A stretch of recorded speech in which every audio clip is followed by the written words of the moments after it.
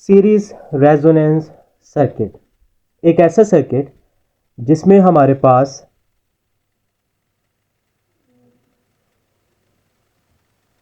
Resistor, inductor और capacitor को एक एसी सोर्स के साथ सीरीज में कनेक्ट किया गया हो, ऐसे alternating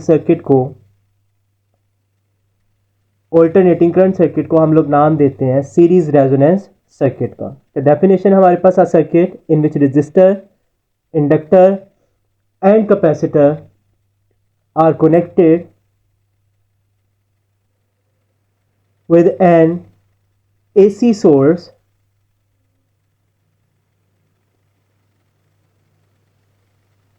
in series known as series resonance circuit। इसको बच्चों हम लोग RLC सीरीज सर्किट का नाम भी देते हैं। तो अगर आपको ये पेपर में RLC सीरीज सर्किट के नाम से आए तो आपने कंफ्यूज नहीं होना, ये सीरीज रेजोनेंस सर्किट का ही एक दूसरा नाम है। सर्किट डायग्राम देखते हैं इसकी। सर्किट डायग्राम में देखें तो आप इसकी डिस्क्रिप्शन से ही इसकी सर्किट डायग्राम बना सकते हैं। और सर्किट डायग्राम में क्या होगा, हमारे पास फर्स्ट करने हमारे पास एक एसी सोर्स है जिसके साथ एक रेजिस्टर कनेक्टेड है। रेजिस्टर के साथ सीरीज में एक इंडक्टर कनेक्टेड है और उस इंडक्टर के साथ हमारे पास सीरीज में एक कैपेसिटर कनेक्टेड है।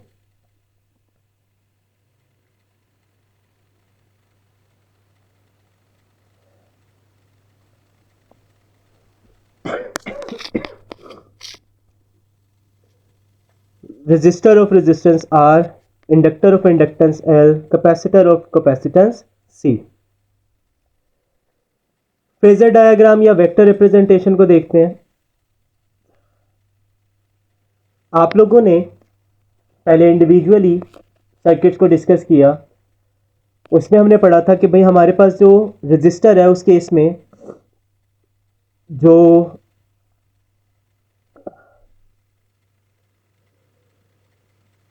वोल्टेज और करंट है वो इन फेज होते हैं, जबकि इन केस ऑफ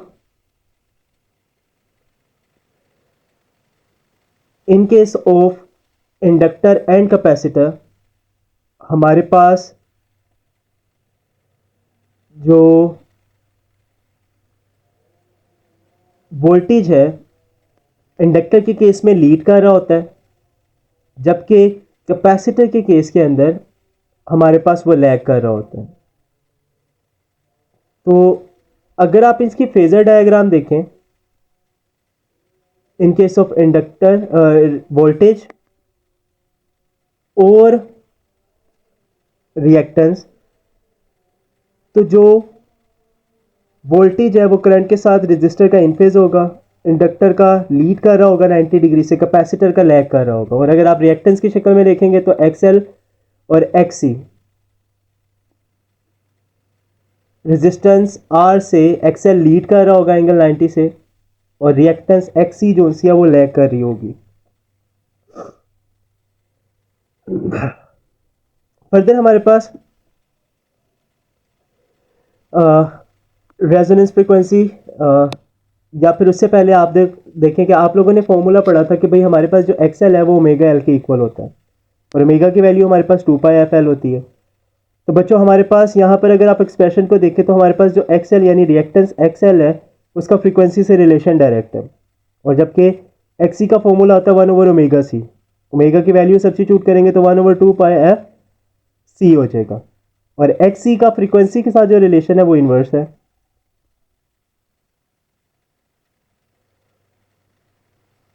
तो अगर हमारे पास सर्किट की फ्रीक्वेंसी हाई है तो उस वक्त क्या होगा कि हमारे पास सर्किट के अंदर इंडक्टर जो सा है वो डोमिनेंट आ जाएगा। उसकी वजह क्या है, क्योंकि हाई फ्रीक्वेंसी के ऊपर XL की वैल्यू XC से ज़्यादा होती है और हमारा जो सर्किट है वो एक्ट करेगा एज ए RL सर्किट।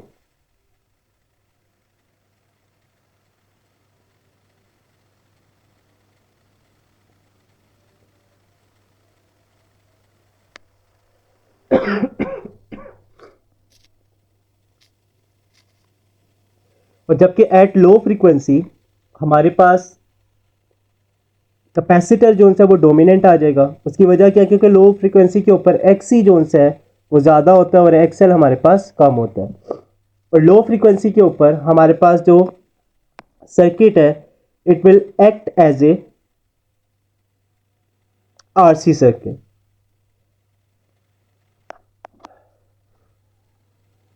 जबकि एक फ्रीक्वेंसी ऐसी होती है जिसके ऊपर XL और XC की वैल्यू इक्वल होती है और उस फ्रीक्वेंसी को हम लोग नाम देते हैं रेजोनेंस फ्रीक्वेंसी का। तो रेजोनेंस फ्रीक्वेंसी हमारे पास क्या हो जाएगी?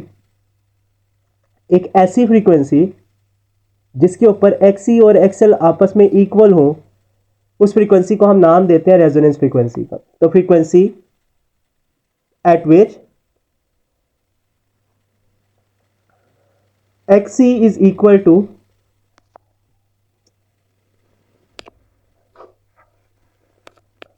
XL known as resonance frequency.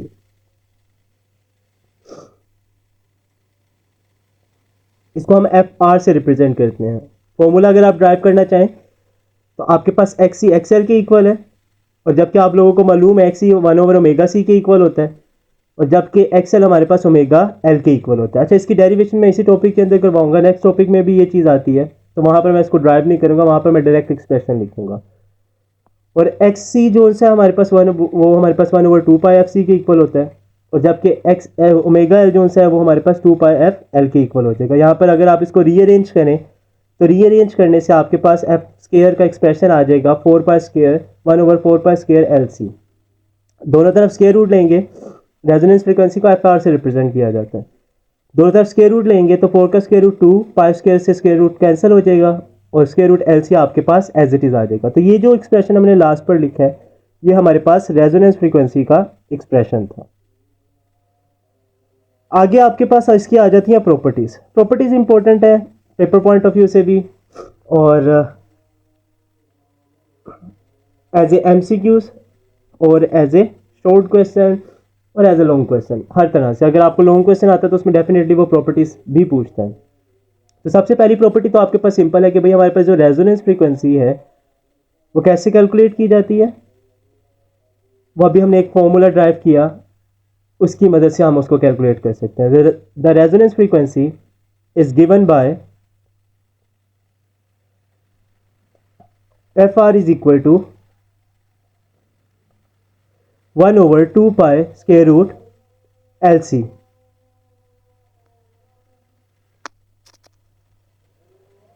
जबकि सेकंड प्रॉपर्टी हमारे पास क्या होगी?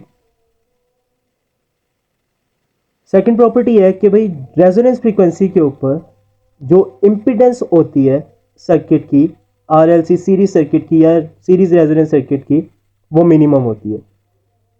The impedance of the circuit is resistive, क्योंकि XC और XL एक दूसरे के इफेक्ट को क्या कर देते हैं? कैंसिल कर देते हैं।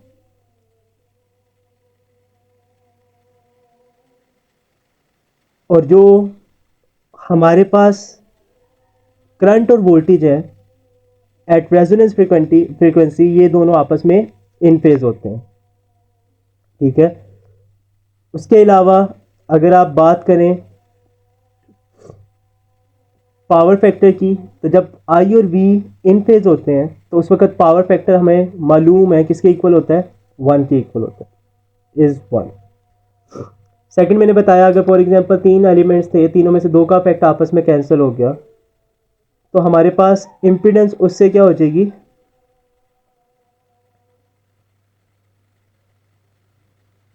उससे इम्पीडेंस जो सी है सर्किट की वो मिनिमम हो जाएगी, बिकम्स मिनिमम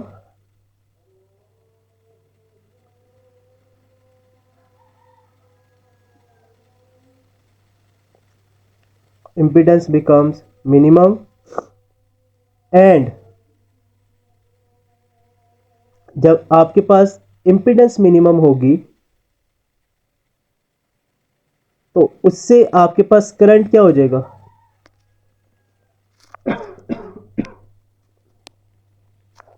मैक्सिमम हो जाएगा। तो एट रेजोनेंस फ्रीक्वेंसी करंट आपके पास क्या हो जाएगा, मैक्सिमम हो जाएगा। और उसकी वेरिएशन जो सी है कि वो किस तरह से वेरी करता है विद फ्रीक्वेंसी, इलेक्ट्रिक करंट जो है उसको ग्राफ में रिप्रेजेंट किया जा सकता है। और करंट के मैक्सिमम होने की वजह क्या है, हमारे पास इम्पीडेंस का मिनिमम होना, ठीक है, क्योंकि रेजोनेंस फ्रीक्वेंसी के ऊपर इम्पीडेंस मिनिमम होती है, ऑपोजिशन कम होगी, तो इलेक्ट्रिक करंट हमारे पास क्या होगा, मैक्सिमम होगा। अब अगर इसका ग्राफ देखें तो ग्राफ किस तरह से होगा, अगेन फर्ज कर लें कि भाई हमारे पास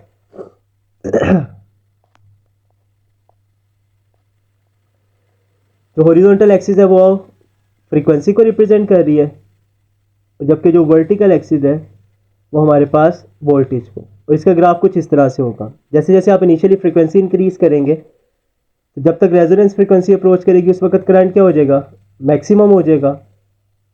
और जैसे ही आप रेजोनेंस फ्रीक्वेंसी से फ्रीक्वेंसी को ज़्यादा करना शुरू करेंगे तो करंट आपके पास दोबारा से डिक्रीज करना शुरू हो जाएगा। तो जब आप रेजोनेंस फ्रीक्वेंसी को अप्रोच कर रहे होते हैं तो आपके पास करंट इंक्रीज करता है, और जब आप रेजोनेंस फ्रीक्वेंसी से अवे मूव करेंगे तो आपके पास करंट डिक्रीज करेगा। और रेजोनेंस फ्रीक्वेंसी से पहले आपके पास सर्किट जोन्स है वो एक्ट करेगा एज ए आरसी सर्किट।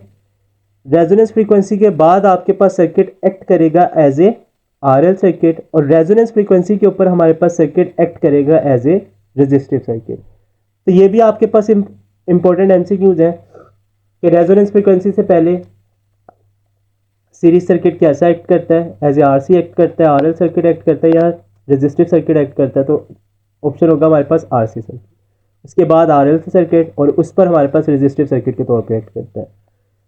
और इम्पोर्टेंट पॉइंट एक कि आपके पास रेजोनेंस फ्रीक्वेंसी के ऊपर जो वोल्टेज है अक्रॉस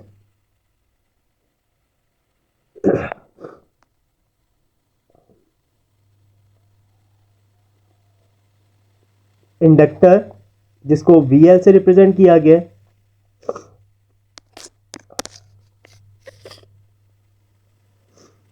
एंड कैपेसिटर